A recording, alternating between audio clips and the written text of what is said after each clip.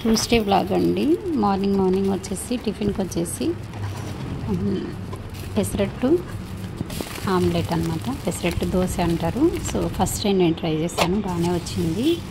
So finally morning tiffin అలాగే afternoon lunch చేసేసి ఆఫీస్కి వెళ్దామనేసి ప్రిపేర్ చేస్తున్నాను.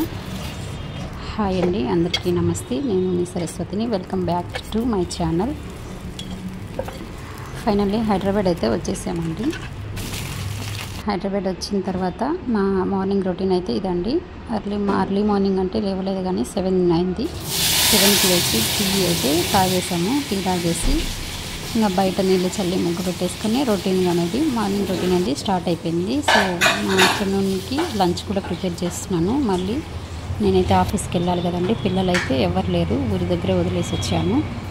సో స్టార్ట్ అయిపోతుంది, ఆఫీస్కి స్టార్ట్ అవ్వాలనేసి 9 కల్లా ఆఫీస్కి వెళ్ళాలి. సో పెసరట్టు ఉప్మా కోసం అనేసి పెసరు రాత్రి నానేసినాను. అవన్నీ మిక్సీకి పట్టేసుకొని దోసపిండి చేసేసుకున్నాను. తర్వాత వచ్చేసి అందులోకి పల్లి చట్నీ వేసాను. పప్పు కూడా బాయిల్ చేసేసుకున్నాను. రైస్ కుక్కర్లో రైస్ పెట్టేసి పప్పు ఉడకబెట్టేసి పక్కన పెట్టేసుకున్నాను. తాలింపు వచ్చేసి పప్పుకి పల్లి చట్నీకి రెండుకి ఒకేసారి వేసేస్తున్నానండి. నేను పప్పులో మళ్ళీ కారపొడి కూడా తిరగబాతలో వేస్తాను. ఆకుకూర పప్పు చేస్తున్నాను. తొందరగా అయిపోతుంది అనే ఉద్దేశంతో మార్నింగ్ లేవడమే 7:30కి లేచాము. సో వంట చేసేసుకుంటే అక్కడికి పని అయిపోతుంది. తర్వాత ఆఫీస్కి వెళ్ళొచ్చు. ఆఫ్టర్నూన్ మళ్ళీ వస్తాను. లంచ్కి వచ్చి ప్రిపేర్ చేసుకోవాలంటే కష్టమైపోతుంది కదండి. సో అందుకనేసి ఇలా టిఫిన్ అలాగే లంచ్ అయితే ప్రిపేర్ చేసేసుకున్నాను. టిఫిన్ తినేసి పోదాము ఆఫీస్కి అనేసి. ఇంకా లంచ్ మధ్యాహ్నం వచ్చి చేయాలంటే కష్టం కదా. సో అందుకనేసి చేసేసుకున్నాను. పిల్లలు ఎవరు లేకపోవడం వల్ల ఇంకా నేను మా వారే ఉన్నాము. సో మా అక్క బావ కూడా ఊరికి వెళ్ళారు. సో అందుకనేసి కొంచెం మా డాడీకి హెల్త్ బాగాలేకపోవడం వల్ల వెళ్ళారు హాస్పిటల్లో జాయిన్ చేయడం నేను.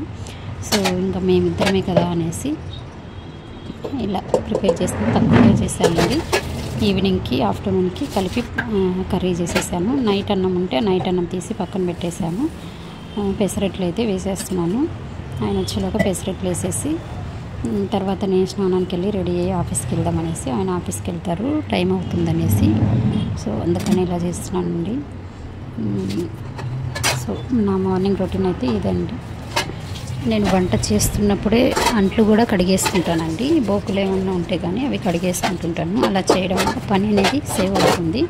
మనకు సపరేట్గా అంట్లన్నీ సింక్లో వేసి కడుక్కోవడం చేయడం కంటే ఇది ఒక సైడ్ వంట చేసుకుంటూ ఒక సైడ్ అంట్లు తోమేసుకుంటే పని కూడా అయిపోతుంది. ఇంతకుముందు నేను మెయిడ్ని పెట్టుకున్నాను కానీ నాకైతే నచ్చలేదు తను చేసేది. సో నాకు ఎంత వర్క్ అయినా నేనే చేసుకుంటానండి. ఎందుకు నేను చేసుకున్నట్లు వర్క్ ఎవరైనా చేస్తే నాకు సాటిస్ఫాక్షన్ ఉండదు. సో అందుకని నేనే చేసేసుకుంటాను. సో ఫైనల్లీ టిఫిన్ అయితే చేసేస్తున్నానండి. తర్వాత నేను రెడీ అవ్వాలి కదా అనేసి ఇలా అయితే రెడీ చేస్తున్నాను టిఫిన్ అనేది. సో ఒక ఎక్స్పీరియన్స్ అండి. సో మీకు కూడా ఇది అనేది ఎక్స్పీరియన్స్ అయ్యి ఉంటుంది. మోస్ట్లీ చాలామందికి అవుతుంది.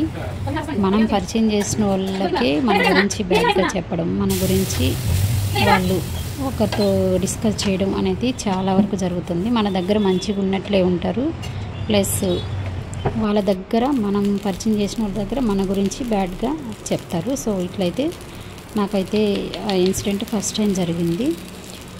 ఎవరిని నమ్మలేమండి ఈ రోజుల్లో అయితే. కానీ అతి ప్రేమ, అతి గౌరవం, ఒకరిని అతిగా నమ్మడం వల్ల మనమే నష్టపోతాము. ఇదైతే గుర్తుపెట్టుకోండి. ఎవరైనా సరే ఎవరిని నమ్మద్దు. సో నాకైతే ఎక్స్పీరియన్స్ అండి. మీకు కూడా ఎక్స్పీరియన్స్ అయి ఉంటుంది మోస్ట్లీ. సో నాకైతే లేట్గా జ్ఞానోదయం అయింది. వీడియో కనుక మీకు నచ్చినట్లయితే లైక్ చేసి షేర్ చేయడం మాత్రం మర్చిపోకండి.